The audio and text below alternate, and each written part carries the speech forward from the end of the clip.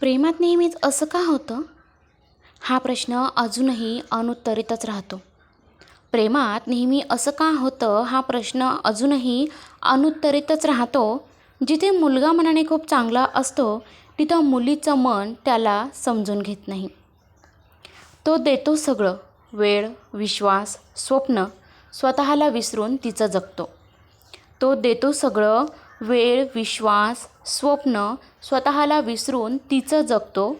पण तिच्यासाठी ते पुरेसं नसतं आणि तोच हळूहळू एकटा पडतो. आणि जिथे मुलगी खरंच प्रेम करणारी असते, मनात फक्त एकाचाच विचार असतो. आणि जिथे मुलगी खरंच प्रेम करणारी असते, मनात फक्त एकाचाच विचार असतो, तिथे मुलगा मात्र बदललेला असतो. त्याला प्रेमापेक्षा स्वतःचं स्वातंत्र्य मोठं वाटतं. ती सहन करते, समजून घेते, थांबते, त्याच्या बदलण्याची वाट पाहते.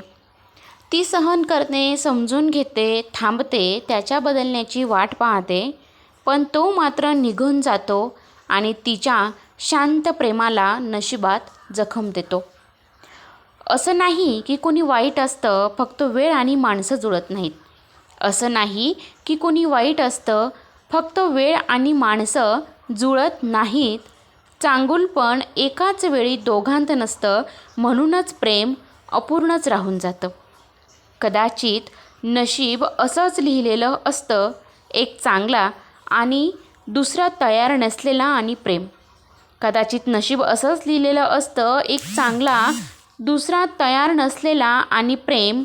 दोघेही चांगले होईपर्यंत वाट पाहत बसलेले. दोघेही चांगले होईपर्यंत वाट पाहत बसलेले.